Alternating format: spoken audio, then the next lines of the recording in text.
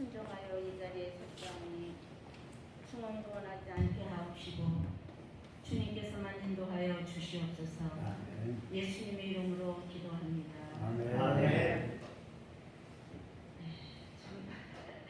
이 자리에 서게 된 게 그냥 겁이 나고 그래요. 근데 참 부탁을 하시기에 그냥 순종하는 마음으로 섰습니다. 간증 제목은 이제 그 중보기도의 위력, 제가 느낀 것이었길래 잠시 말씀을 전달하려고 해요. 그 옛날에 제가 한 30, 40대 때 어른들이 말씀하시기를 인생은 고비가 있다, 뭐 쌍가마 속에서도 근심이 있다라는 말씀들을 하시더라고요. 근데 저는 그 말을 이해를 못했어요. 그때는 뭐 이렇게 잘 자라서, 건강하게 잘 자라서 또 저렇게 좋은 남편 만나게 해주시고 또 아들들 낳고 뭐 남의 집에 손 안 벌리고 사니까 왜 이렇게 고비 그런 것도 있나 이렇게 생각을 했었어요. 그랬는데 그 고비라는 것이 저에게도 찾아오기를 시작하더군요. 이제 그 저희 아들, 둘째 아들 용주가 그때 중학교 한 2학년 때인데 키가 그렇게 크지를 않아요. 그래서 뭐 사람들이 엄마를 닮아서 제가 키가 적은가 봐 이런 식으로 이제 얘기를 하는데 이게 보면은 저희 형제고 그 장녀님 형제고 키가 적은 사람이 별로 없어요. 우리 적은 사람만 만난 거지 다 형제들이 크거든요. 그래서 얘가 감기를 1년이면 한 10개월 정도는 감기를 알아요. 그래서 하루는 이제 병원에를 갔는데 의사 선생님이 얘는 감기가 중요한 게 아니라 심장에 이상이 많다는 거 그때는 거예요. 그래서 그래? 그러면은 심장이 나쁜 사람은 제 그냥 짧은 생각으로는 그냥 뭐 숨이 잘하고 운동도 못하고 그런다는 것만 알고 있는데 얘는 운동도 잘하고 게임도 잘 뛰어요. 그래서 이상하다 그러고 있는 중에 하루는 학교를 갔다 오더니 엄마 저기 학교에서 순회 진료가 있대요. 그래요. 그래서 무슨 순회 진료냐 그랬더니 심장 순회 진료를 한다 그래요. 지금도 그게 있는지 모르지만은 각 학교마다 아마 그런 진료가 있었나 봐요. 그래서 저희 학교 차례가 돌아와서 이제 한다 그러면서 그래 그러면 해봐라.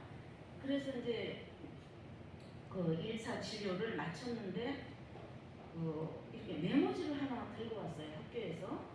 그래 양호 선생님이 보낸 건데 보니까는 얘가 심장이 지금 심각해서 그 1차 진료에 얘가 이제 거기에 해당이 된대요. 그래서 2차 진료를 이제 해야 되는데 그 신림동에 있는 우신중학교에 가서 이제 거기에서 그 해당된 사람들 학생들을 데리고 양호 선생님이 가는데 저희 학교에서는 저하고 이제 그 용교하고 우리 아들하고 둘이서 가게 됐대요. 그러면서 저기 어머니 그날 같이 그 선생님이 모시고 갈 테니까 좀 같이 가셨으면 좋겠다 그러더라고요.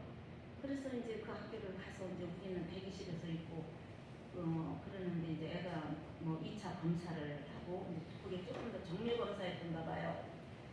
그리고 하고 나왔는데 그때 당시에 그 무렵에 또 우리 장로님의 문제가 아주 또 심각한 문제가 같이 겹친 거예요. 그래서 그냥 제가 막 이리 뛰고 저리 뛰고 막 어쩔 줄은 몰라 하는데 애까지 생명이 위독할 정도로 심장이 안 좋다는 거예요. 근데 2차 진료에서도 얘가 거기에 또 된 거예요. 그러면서 그 각 학교에서 한 명씩 하는 건데 그 같이 간에는 그냥 이제 안 되고 우리 얘만 수술을 급히 해야 된다는 거예요. 그때 당시에 제가 듣기로는 심장 수술을 하면은 집이 한 채 정도 날아갈 정도의 그 병원비가 든다고 그런 얘기를 들었어요.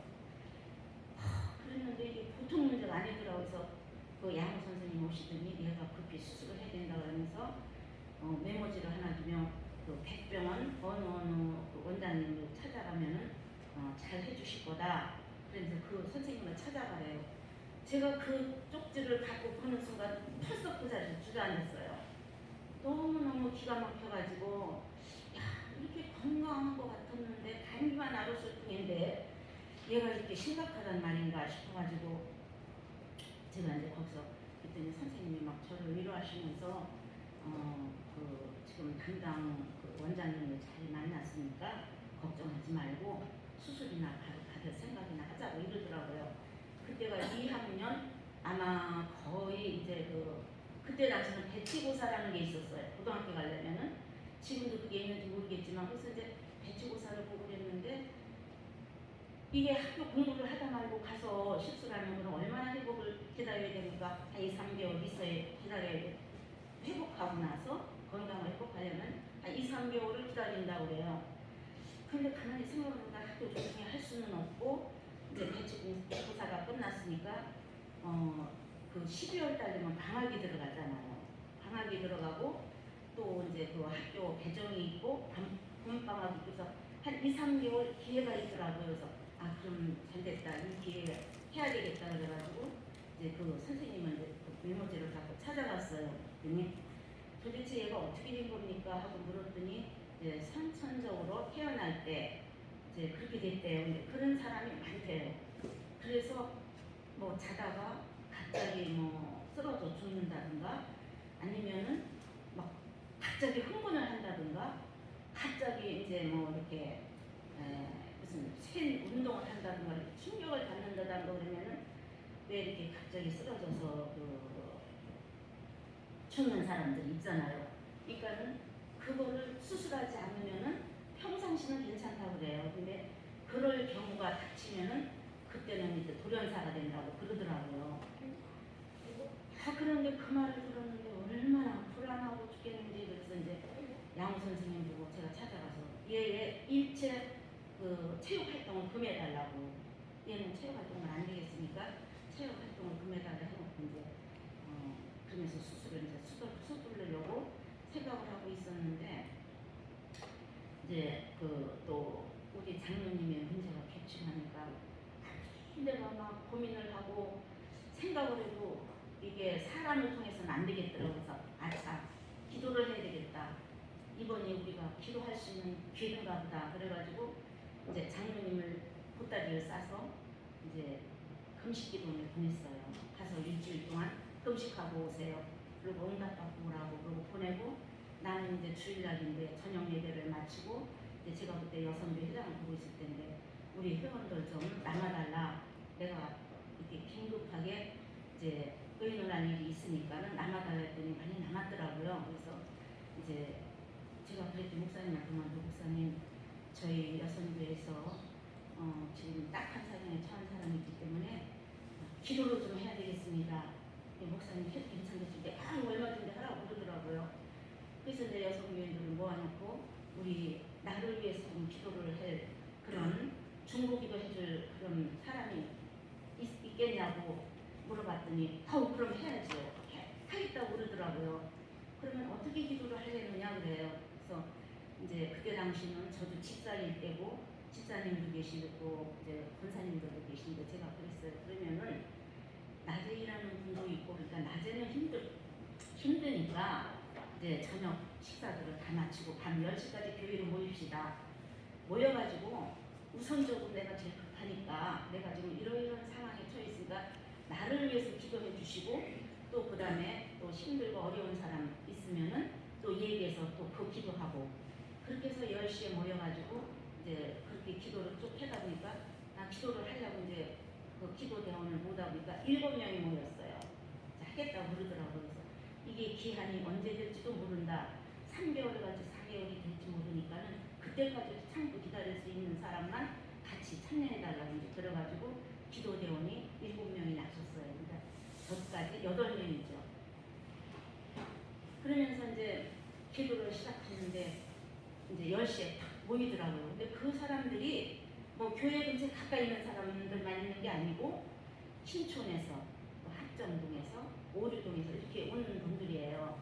그리고 교회 근처에 계신 분도 계시고 그래서 이제 10시에 모여서 기도를 하고 좀 피곤한 분들은 담요를 가지고 와서 한숨씩 자고 이제 새벽 예배를 마치고 돌아가는 걸로 그렇게 결정을 보고 기도를 정말 열심히 그분들의 덕택으로 중보 기도를 열심히 했어요. 하고 나서 이제 우리 이제 용주 수술 날짜가 졸업하는 날 그날 병원에 이제 가기로 이제 한 건데 그때까지 이제 기도를 이제 수술 다 끝날 때까지 기도를 하기로 하고 기도를 이제 시작을 했죠. 그래서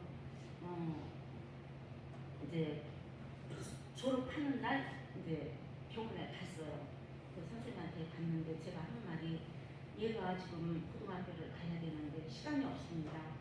그러니까 선생님 죄송하지만 우리 아이를 일찍 먼저 수술을 해주세요. 이제 두 아이가 수술을 하기로 되어 있는데 우리 아이를 먼저 좀 수술하게 해주세요 했더니 알았습니다. 그러자니도 그 점을 지금 고려하고 있으니까 염려하지 마세요 그러더라고요.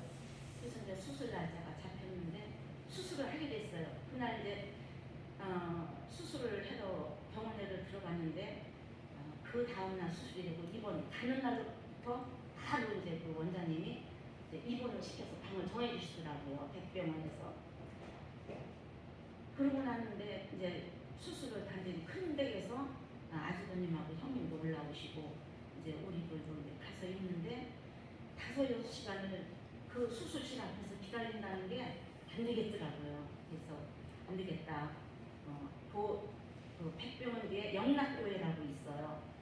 그래서 그 교회를 장로님하고 둘이서 가서 기도를 하는데 뭐 그냥 울고 불고 막 이제 뭐 난리가 아니죠. 그러면서 수술 그러면은 얘가 수술하면 괜찮겠냐 했더니 50%래요. 살 수 있는 게 성공률이 50%래요. 그래서 그냥 거기 가서 기도를 하는데 갑자기 말씀이 딱 떠오르는 거예요. 그 말씀이 뭐냐면 이사야 41장 10절인데 두려워하지 말라. 내가 너와 함께 하리라. 나는 네 하나님이 되리라. 내가 너를 굳세게 하리라. 참으로 너를 도와주리라. 참으로 나의 의로운 오른손으로 너를 붙들리라. 라는 그 말씀이 딱 떠오르더라고요. 하나님 감사합니다. 하나님 감사합니다. 그래놓고 이제 기도를 마치고 이제 병원으로 와서 수술이 시작돼 있는데 우리 그 아주머님하고 그 형님이 막 좀 매는 거예요. 막 어쩔 줄을 몰라서 나한테 얘기도 안 하고 그러고 났는데 이제 우리 용기가 침대에 실려서 나오는데 차마 눈 뜨고 볼 수가 없는 그런 막 호수로다가 막 이 입서부터 또 목을 여기를 뚫었더라고요. 목, 가슴, 배, 뭐 여기 그 동맥 그런 데까지 다리의 동맥까지 호수를 끼워가지고 애가 그냥 그 호수에 이렇게 막 둘러싸여가지고 도대체 뭐 어떻게 볼 수가 없어요. 그래서 제가 막 침대를 붙잡고 이제 막 울었어요. 했더니 우리 형님이 나를 끌어내면서 지금 울 일이 아니야. 얘는 지금 살았어 이러더라고요. 그랬는데 그 전에 같이 들어간 아이가 실패를 했대요. 걔는 실패를 해서 걔가 죽어가지고 지하실로 내려갔대요. 나오지를 못하고. 그러니 얘는 지금 수술실 들어갔다 이문으로 나갔으니까 얘는 살아내고 괜찮다고 그러면서 저도 그러더라고요. 그래서 막 그러다 생각하니까 선생님한테 인사를 못한 거예요. 그래서 이제 선생님이 뒤따라 나오시면서 어머니라고 그렇다고 선생님 감사하다고 이제 인사를 하고 수술은 어떻게 됐습니까? 그러니까 걱정하지 마세요. 잘 됐으니까 이제 중환자실 갔다가 한 일주일이나 또 회복이 늦으면 한 2주일 동안 중환자실에 있다가 아마 입원실로 옮길 것 같습니다. 이렇게 얘기를 하더라고요. 제가 그래서 그러면은 얘는 살 수 있는 거지요? 그랬더니 아이 걱정하지 말라고 그래요. 그때 딱 생각나는 게 우리 그 기도대원들이 나를 위해서 그렇게 몇 달을 눈물 흘려 기도해준 그 정말 기도의 덕분이 하나님께서 감동을 받으셨구나. 그래가지고 얼마나 제가 너무나 감사한 그런 경험을 제가 했습니다. 그리고 제가 이제 집에를 왔는데 꿈을 꾸는 거예요. 꿈을 꾸는데 이게 홍수가 나서 흙탕물이 그냥 뭐 벌창을 해서 내려오는데 제가 거기에 빠졌어요. 그랬더니 물 처음에는 발등까지만 올라오더니 무릎까지 올라오고 가슴까지 올라오고 막 그랬더니 나중에는 목까지 찼는데 막 제가 흙탕물에 떠내려가요. 그래 앞을 보면은 뭐 한 대발장만 가면은 거기가 남떨어진데 거기만 가면은 저는 거기 떨어져 죽게 돼 있어요. 그래서 하나님 저를 좀 살려주세요. 정말 저를 불쌍히 여기시고 살려주세요. 그러고 막 꿈을 꾸면서 이제 아마 기도를 한 것 같아요. 그랬더니 갑자기 큰 손이 제한테 탁 나타나는 거예요. 그래서 막 저 좀 살려주세요. 손을 꽉 끌어안았어요 제가. 그랬더니 저를 돌려 세우더니 거슬러서 꿈에 그 손을 붙잡고 제가 거슬러서 올라가는데 여만친 찻물이 차츰 줄어들더라고요. 그 흙탕물이. 그러더니 발등까지 물이 차는데 이게 손이 사라져요. 그래서 저만 혼자 남았는데 하나님 감사합니다. 하나님 감사합니다. 그러고서 이제 제가 깨가지고 하나님 제가 이런 꿈을 꿨는데 그 뜻을 깨닫게 해주세요. 그러면서 제 생각에 이제 어려움이 얼추 지나가는구나 그런 생각이 나면서 이제 그래도 아직 그 발등까지는 흙탕물이 있으니까 내가 더 기도를 열심히 해야 되겠구나 하면서 기도를 꿈을 깼어요. 그렇게 제가 그 중보기도의 위력을 그렇게 참 체험을 하고 나서 기도라는 그렇게 중요하다는 것을 지금까지 몇십 년이 지난 지금까지도 제가 그거를 기억하고 있습니다. 네, 그래서 이렇게 끝까지 드려서 감사하고요. 잠깐 기도로 마치겠습니다. 하나님, 중보기도의 위력을 체험하였기에 잠시 간증을 했습니다. 제가 실수하여 혹여 상처받는 성도님이 있지는 않은지 염려가 됩니다. 그런 성도님이 계시다면 그 마음의 위로와 하나님의 평안을 주시옵소서. 예수님의 이름으로 기도합니다. 아멘. 끝까지 들어주셔서 감사합니다. 뒤에 난로 좀 꺼주세요. 하나님의 말씀 디모데전서 4장 4절과 5절을 보겠습니다.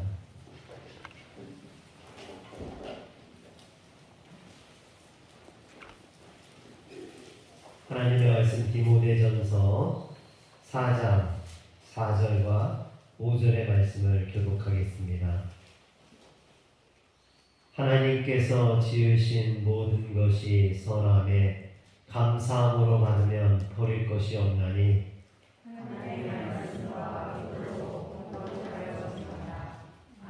아멘. 할렐루야. 오늘 이 예배에 참석한 모든 성도님들에게 하나님의 은혜와 성령의 충만함이 임하길 주의 이름으로 축원합니다. 추수감사절을 준비하면서 저 나름대로 어떻게 하면 이 추수감사절을 의미 있게 맞이할 수 있을까 고민을 했습니다. 그러다가 분당 우리 교회 이찬수 목사님의 153 감사 노트가 생각이 났어요. 그래서 나도 새벽 예배가 끝나고 혼자 남아서 153 감사하기를 한번 해봐야겠다 그렇게 결심을 했습니다. 지난주에 153 감사 노트라는 게 뭐냐면요, 1이라는 것은 하루에 한 번 하나님의 말씀을 묵상하고, 또 5라는 것은 하루에 5가지 감사 제목을 적는 것, 그리고 3은 하루에 3번 감사를 표현하기입니다. 왜 153이라는 것이 베드로가 잡은 물고기 숫자죠. 153마리. 이처럼 이 153마리 물고기가 주님이 주신 축복의 상징인 것처럼 주님이 주시는 그 감사의 기도 제목들을 하나님 앞에 감사하자, 이런 뜻에서 이 이찬수 목사님 153 감사 노트 쓰기를 이렇게 성도들과 했었거든요. 근데 그게 불현듯 생각이 나는 겁니다. 그래서 저도 하루에 한 번 새벽 예배를 마치고 5가지 감사 제목을 잡고 그것에 대해 3번 이상 하나님께 감사합니다를 외치기로 제가 일주일 전에 그렇게 결심을 했습니다. 뭐 처음에 시작할 때는 하루에 5가지 감사 조건을 찾는 거야 뭐 쉽지 뭐. 하루에 뭐 50가지 100가지도 할 수 있지 그렇게 생각을 했거든요. 근데 매일매일 하루에 5가지 감사 제목을 찾는데요. 그게 쉽지 않더라고요. 나중에는요 막 쥐어짜듯이 그렇게 감사 제목을 막 찾아내고 그랬거든요. 여러분 또 하나님 앞에 감사합니다 이렇게 말하는 것이 쉬운 일일 것 같았는데 하루에 3번씩 하나님 감사합니다 이걸 외치는데요. 이게 잘 나오질 않는 거예요. 그래서 처음에는 속으로 하나님 감사합니다. 속으로도. 여러분은 어떠세요? 여러분들은 감사할 조건들이 많으십니까? 여러분들 여기서 당장 감사 조건 5가지 써보세요. 그러면은 자신있게 쉽게 쓸 수 있겠어요? 또 그것에 대해서 하나님 감사합니다 자신있게 말할 수 있습니까? 혹시 저처럼 목소리가 기어들어가서 하나님 감사합니다 이러지는 않으신지요? 여러분 한번 저를 따라서 한번 해봅시다. 하나님 감사합니다. 하나님 감사합니다. 하나님 감사합니다. 할렐루야. 사랑하는 성도 여러분, 감사의 표현이라는 것이요 자주 하다 보면 그것이 쉬워요. 그리고 감사할 조건들이 자꾸만 생각나요. 그런데 감사를 표현하지 않고 살다 보니까 감사의 조건을 찾기가 정말 어렵더라고요. 그리고 그것을 표현한다는 것이 너무나 어색하고 어렵기도 합니다. 그래서 여러분들의 삶 속에 늘 하나님 앞에 감사의 조건을 찾으시고 이왕이면 153 감사를 한번 여러분들도 해보시길 주의 이름으로 축원합니다. 그런데 이렇게 감사를 하려면 한 가지 전제 조건이 있습니다. 그것은 분에 넘치는 욕심을 쫓지 말아야 됩니다. 욕심이 가득하면 감사가 나오지 않아요. 그런데 반대로 우리 안에 감사가 가득하면 욕심을 따라 살지 않게 됩니다. 욕심은 사라지게 됩니다. 그래서 계속해서 욕심을 따라 살려가는 우리 마음, 우리가 죄인들이기 때문에 자꾸만 욕심이 생기거든요. 그럴 때 그 욕심을 따르려면 나 자신을 자제시켜야 돼요. 고마해라 많이 먹었다 아이가. 여러분 영화 대사인데 내 자신을 향해서 그렇게 외칠 수 있어야 된다는 거예요. 우리는 자꾸만 욕심을 따라 살려는 그런 성향이 있어요. 그럴 때마다 우리는 우리 자신을 멈추어 세울 수 있어야 됩니다. 왠지 아십니까? 욕심이 잉태하면 죄를 낳고 죄가 장성하면 사망을 낳습니다. 야고보서 1장 15절 말씀. 여러분 우리가 욕심을 자꾸 따라 살려가면 거기에서 죄가 스타트거든요. 그리고 그 죄 때문에 우리는 결국 죽음에 이르게 된다는 겁니다. 그러므로 죄가 잉태되지 못하도록 죄가 자라지 못하도록 우리는 우리 자신을 멈춰서야 돼. 한번 따라합시다. 고마해라 많이 먹었다 아이가. 여러분 우리 자신의 욕심을 따라 살려갈 때마다 그렇게 여러분 자신을 향해서 외치시길 바랍니다. 헬렌 켈러는요 듣지도 보지도 말하지도 못했지만 미국 타임즈가 선정한 20세기 가장 영향력 있는 인물 100인에 들어갈 수 있었습니다. 그만큼 영향력 있고 멋진 삶을 살았죠. 그런데 장애로 인해 제한된 삶을 살 수밖에 없었던 헬렌 켈러가 이처럼 영향력 있는 삶을 살 수 있었던 것은요 그의 생각이 달랐기 때문에 그래요.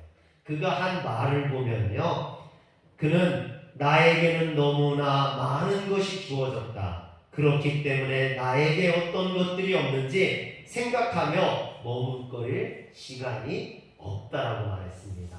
여러분 너무나 멋지지 않습니까? 우리는 하나님이 주신 것들이 너무나 많이 있음에도 불구하고 다른 사람들하고 비교해서 내게 없는 것을 부러워하고 그것 때문에 좌절하고 절망하고 불평하고 원망할 때가 얼마나 많습니까? 하나님이 저에게 얼마나 많은 것을 주셨는지 몰라요. 근데 저는 늘 불평해요. 왜 하나님 나는 난쟁이 똥점바닥에 만들어 주셔가지고 이렇게 작게 만들어 주시냐. 여러분 우리 속에 늘 그런 불평과 원망이 들어있어요. 근데 헬렌 켈러는 그렇게 원망하느라 불평하느라 자신의 인생을 허비하지 않았다는 거예요. 볼 수도 말할 수도 들을 수도 없지만 그는 자신에게 있는 그 적은 것들을 가지고 감사함으로 자신의 인생을 그렇게 아름답고 영향력 있는 인생으로 만들었던 것이죠. 그래서 여러분 감사의 차이가 인생의 차이를 만든다라고 합니다. 오늘 우리가 어떠한 삶을 사느냐는 감사하느냐 감사하지 않느냐의 차이라는 것이죠. 그래서 미국의 심리학자 에먼스 교수와 셀리그먼 교수는 가벼운 우울증 상태에 있는 사람들에게 매일 감사한 일을 적도록 했더니 우울증 증상이 호전되고 그 효과가 오랫동안 유지되었다라고 발표를 했습니다. 그래서 이 에먼스 교수와 셀리그먼 교수는 감사의 길을 쓸 것을 적극 권면하고 있어요. 여러분 이처럼 감사가 가진 순기능에 대한 글이나 심리학자들의 연구 내용은 정말 많이 발표가 되어 있어요. 너무나 많이 발표가 되어 있죠. 그 중에서 한 예로 보면 심리학자들의 연구에 따르면 사람들이 불안해하거나 우울해하거나 혹은 분노와 같은 부정적인 감정을 가지면요 우리 뇌의 오른쪽에 있는 전전두 비질이 활성화가 되어진다고 그래요. 그런데 사람들이 열정적이나 활력이 넘치고 긍정적이고 기뻐하고 행복해할 때는 우리 뇌의 왼쪽에 있는 전전두 비질이 활성화가 된다고 그래요. 그런데 감사할 때도 마찬가지라는 겁니다. 이처럼 사람은 감사할 때 행복을 느끼게 되고 기쁨을 느끼게 된다라는 거예요. 그래서 유대인의 지혜서인 탈무드에 보면 뭐라 했냐면 세상에서 가장 현명한 사람은 항상 배우는 사람이고 세상에서 가장 강한 사람은 자기를 이기는 사람이고 세상에서 가장 행복한 사람은 모든 일에 감사하는 사람이다 이렇게 말하고 있어요.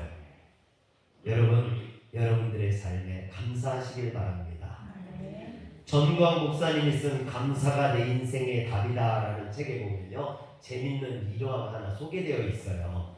그 미국의 한인 목회를 하신 안나논 목사님이라는 분이 미국 노스캐롤라이나 주에 있는 어떤 교회에 이제 청빙을 받아서 그 교회에 부임하게 됩니다.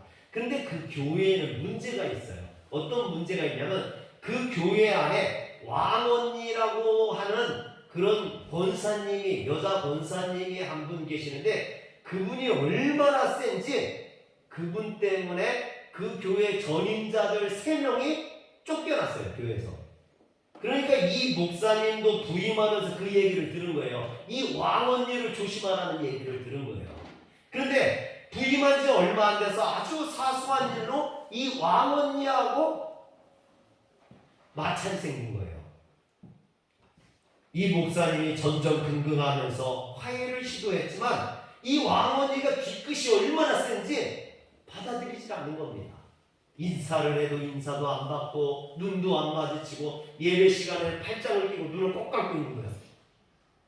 그러니 목사님이 견딜 수가 없는 거예요. 목사님.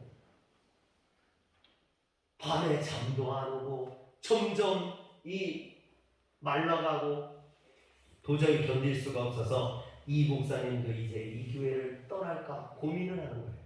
그래서 안 되겠다. 내가 하나님 앞에 금식하면서 기도하면서 물어야겠다. 그래서 3일 동안 금식하면서 그 괴로운 심정을 3일 내내 하나님 앞에 토해내는 겁니다. 그리고 마지막 날 됐는데 하나님의 음성이 이 안 목사님에게 들리는 거예요. 너는 왜 일방적으로 미워만 하고 감사할 줄을 모르느냐?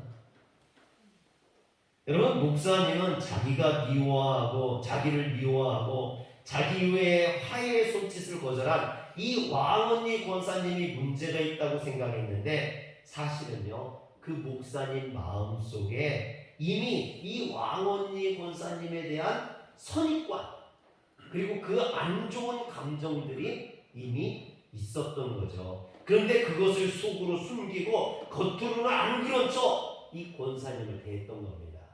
그러니 그런 거짓된 관계가 오래 갈 수가 없었던 것이죠. 그래서 지금까지 기도하면서 미워하고 서운한 마음만 토해냈었는데 하나님의 말씀을 듣고 이제 비로소 목사님이 깨달은 거예요. 그래서 이번에는 이 왕언니 권사님에 대한 미움이 아니라 감사의 말들을 그가 잘하는 것들을 적기로 시작한 거예요. 그래서 막 고민을 하면서 제가 이번 주 새벽에 했던 것처럼 막 고민하면서 그 왕언니 권사님의 좋은 점들을 감사할 점들을 이렇게 적기 시작해서 한 3시간 동안을 막 고민하면서 적었더니 한 50가지를 적었대요. 여러분 대단한 거예요. 여러분들 안 놀래지만 한번 해보세요. 50가지 감사의 조건을 적으려고 하면 별걸 다 적어야 돼. 별걸 다 적어야 50가지를 적을 수 있어요. 정말. 그런데 하나님께서 뭐라고 하냐면 이걸로는 안 돼. 이걸로는 부족해 그러는 거예요. 그래서 이 목사님이 막 또 밤을 새워가면서 적기 시작했는데 새벽까지 적으니까 한 100개를 적었대요. 근데 100개를 적고 나니까 도저히 이제 더 적을 게 없어. 더 이상 적을 게 없는 거예요. 그런데 여러분 이렇게 적다 보니까 100개를 적고 나니까 이 목사님 내면에 변화가 생기기 시작하는 겁니다. 내가 이 왕언니 권사님에 대한 어떤 선입관을 가지고 그를 조심하려고만 하고 그는 나쁜 사람이라고만 생각했었는데 그걸 적다 보니까 그분 안에 참 좋은 면들이 이렇게 많았다는 걸 깨닫게 되는 거죠. 그동안 그 권사님에 대한 선입견으로 자기 눈에 이 미움의 안경이 씌워져 있다는 것을 본인이 깨닫게 되는 거예요. 여러분 사실 어떤 사건으로 인해서 사람들과의 관계가 깨어지게 되면요 그 순간부터 그 사람이 하는 모든 말이나 행동들이 다 싫어지는 거예요. 그래서 우리나라 말에 그런 말이 있잖아요. 주는 것도 없이 믿다. 별것도 아닌데 관계가 깨어지면요 다 싫은 거예요. 다 싫은 거예요. 그런데 이때 우리는 깨달아야 됩니다. 아, 내 눈에 미움의 안경이 쓰여져 있구나. 여러분 그것을 벗어야 될 줄 믿으시길 바랍니다. 그런데 이 목사님은요 자신의 마음이 이제 변화되어서 열려서 그 권사님을 미워하지 않게 되었어요. 그런데 이것을 어떻게 전해야 될지 그 권사님한테 내가 권사님 미워하지 않아요. 이 말을 어떻게 전해야 될지 고민이 된 거예요. 고민을 하다가 그 새벽에 자신이 쓴 그 100가지 감사 노트를 가지고 그 권사님 집을 찾아가는 겁니다. 그리고 찾아가서 그 권사님 집 우체통에 그 노트를 넣어놓고 왔어요. 소심하죠. 권사님한테 가서 권사님 내가 사랑합니다 얘기하면 될 텐데 소심하게 그 노트를 그 우체통에 넣어놓고 그냥 온 거예요. 그리고 하루가 지나고 이틀이 지났어요. 아니 분명히 그 권사님 우체통에서 그것을 봤을 텐데 연락이 없는 거예요. 아니 봤으면 봤다. 못 봤으면 못 봤다 얘기를 해야 되는데 연락이 없는 거예요. 그리고 주일이 되었어요. 이제 이 목사님은 막 전전긍긍하고 있는 거죠. 이 권사님 그걸 보고 화를 보내면 어떡하나. 그런데 마침 그 권사님이 이제 교회를 오시는 거예요.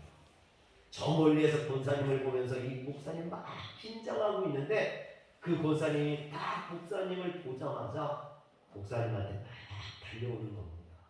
그리고 목사님 손을 딱 잡고 목사님한테 그러는 목사님 나는 목사님을 쫓아내고 못되게 굴었는데 100가지 감사라니요. 목사님 죄송합니다. 용서해 주세요. 할렐루야. 사랑하는 성도 여러분, 오늘 우리가 읽은 디모데전서 4장 4절에 보면 하나님께서 지으신 모든 것이 선함에 감사함으로 받으면 버릴 것이 없나니 그랬습니다. 이것은요 대인관계에서도 마찬가지입니다. 너무 믿고 불편해서 어려운 관계가 있다면 그것은 이미 내 안에 미움의 안경이 쓰여져 있는 거예요. 그것을 벗고 정말로 감사함으로 그 사람을 바라본다면 여러분 세상이 달라지게 될 줄 믿습니다. 우리의 삶이 행복해지고 감사하게 될 줄 믿으시길 바랍니다. 그래서 저는 오늘 여러분과 이 추수감사절을 맞이해서 감사의 선언을 했으면 좋겠다 생각을 했어요. 작은 일에도 하나님 앞에 감사합시다. 소출이 적어도 감사합시다. 어렵고 힘들어도 감사합시다. 여러분 별다른 일이 없어도 우리 범사에 감사할 수 있기를 바랍니다. 꼭 뭐 억대 연봉을 받거나 고급 외제차를 타야 감사한 게 아니잖아요. 헬렌 켈러처럼 자기에게 주어진 그 작은 것도 감사할 수 있다 보면 여러분 우리 안에 하나님의 은혜가 가득하게 될 줄 믿으시길 바랍니다. 우리가 이렇게 함께 모여 예배할 수 있는 것도 감사하고 여성교회가 추수감사절을 맞이해서 떡을 준비해 준 것도 감사하고 학생부들이 나와서 이렇게 특송해 주는 것도 감사하고 비록 키는 작지만 이상열 목사가 그래도 하나님의 말씀을 전해주는 것 때도 감사하고 또 우리 우국희 권사님을 통해 은혜로운 간증을 듣게 하시니 그것도 감사하고 이렇게 감사의 조건들을 찾아보고 선포하다 보면 내 안에 성령님이 충만하게 되고 은혜가 충만하게 되고 기쁨이 넘치게 될 줄 믿으시길 바랍니다. 기도하겠습니다.